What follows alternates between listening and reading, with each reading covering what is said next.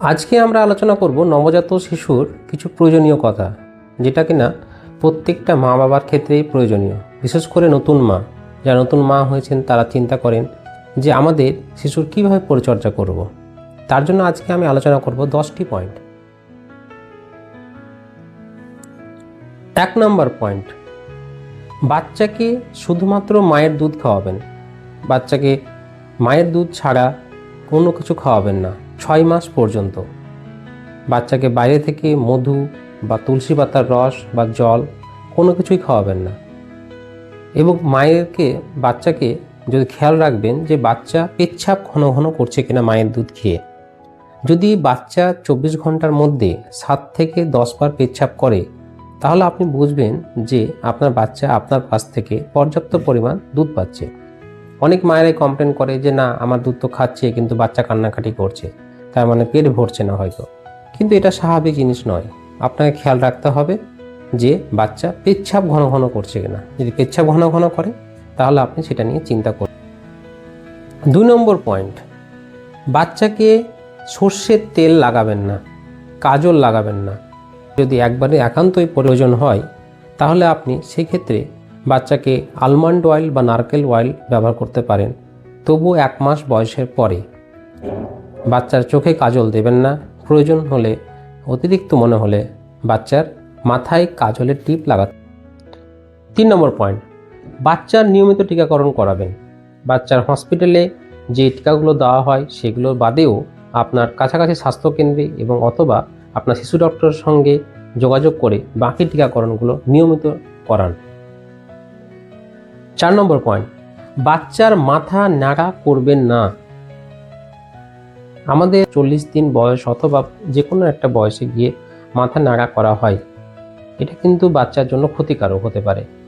আপনি প্রয়োজন যদি মনে করেন অতিরিক্তই, তাহলে বাচ্চার চুল কাটতে পারেন, কিন্তু কামানো নয়। খুর অথবা ব্লেড দিয়ে যে মাথা কামানোর প্রবণতা, সেটা করবেন না। প্রয়োজন হলে ট্রিমার বা কাঁচি দিয়ে চুল কাটতে পারেন। 5 নম্বর পয়েন্ট, বাচ্চাকে পরিষ্কার পরিচ্ছন্ন রাখুন এবং বাচ্চাকে গরম রাখুন। এই শীতকালে আপনার বাচ্চাকে হাত মোজা, পা মোজা এবং মাথার টুপি পরান এবং গরম কাপড় পরিয়ে রাখুন। বাচ্চা গরম রাখবেন। 6 নম্বর পয়েন্ট, বাচ্চাকে প্রত্যেকবার দুধ খাওয়ানোর পরে ঢেকুর তোলান।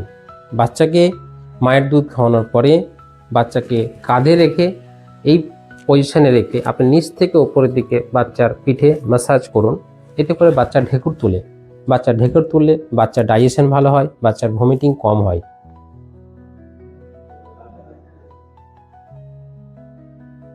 7 নম্বর পয়েন্ট, বাচ্চার নাভিতে সেক করবেন না। প্রচলিতভাবে দেখা যায় যে বাচ্চার নাভিতে বাড়িতে গিয়ে সেক করা হয় অথবা বাচ্চাকে রোদে রাখা হয়। এই দুটোই কিন্তু ভুল নিয়ম। আপনার বাচ্চাকে রোদে রাখার কোনো প্রয়োজনীয়তা নেই। এবং 2 নম্বর হচ্ছে, বাচ্চাকে নাভিতে সেক করবেন না। নাভি পরিষ্কার পরিচ্ছন্ন রাখুন। 7 থেকে 10 দিনের মধ্যে নাভি সাধারণভাবেই খুলে পড়ে এবং এটি একটি স্বাভাবিক জিনিস। সেক করলে ইনফেকশনের সম্ভাবনা বাড়ে। এই ক্ষেত্রে বাচ্চা আপনার অসুস্থ হতে পারে। 8 নম্বর পয়েন্ট হচ্ছে, বাচ্চাকে 7 দিন বয়স পর্যন্ত প্রতিদিন উষুম গরম জলে পরিষ্কার সুতির কাপড় দিয়ে গা মুছিয়ে দিন। টিস্যু পেপার ব্যবহার করবেন না। এবং 2 নম্বর হচ্ছে, বাচ্চাকে আপনি 7 থেকে 10 দিন পর থেকে উষুম গরম জলে স্নান করাতে পারেন। এবং 9 নম্বর পয়েন্ট, আপনি খেয়াল রাখুন আপনার বাচ্চা প্রস্রাব ঘন ঘন করছে কিনা। 8 থেকে 10 বার প্রস্রাব করলে আপনি মনে রাখবেন বাচ্চা আপনার সুস্থ আছে।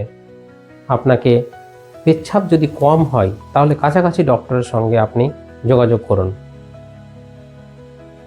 10 নম্বর পয়েন্ট, আপনার বাচ্চার প্রয়োজনীয় ভিটামিন কি? 1 বছর বয়স পর্যন্ত ভিটামিন D3 আপনি আপনার বাচ্চাকে দিন এবং 6 মাসের বয়সের পর থেকে প্রয়োজন হয় আয়রন বা আদার্স অনেক কোনো ভিটামিনস প্রয়োজনীয়তা থাকে, যেগুলো আপনার ডাক্তারের সঙ্গে পরামর্শ করলে আপনার ডাক্তারবাবু আপনাকে অবশ্যই প্রেসক্রাইব করবেন।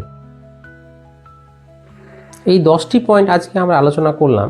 সেই 10টি পয়েন্টকে আশা করছি নতুন মা যারা আছেন তারা অনুসরণ করবেন। এই রকম টাইপের ইনফরমেটিভ ভিডিও পেতে আমাদের চ্যানেলটিকে সাবস্ক্রাইব করুন, লাইক করুন এবং অন্য মায়েদের কাছে পৌঁছে দিতে শেয়ার করুন। ধন্যবাদ।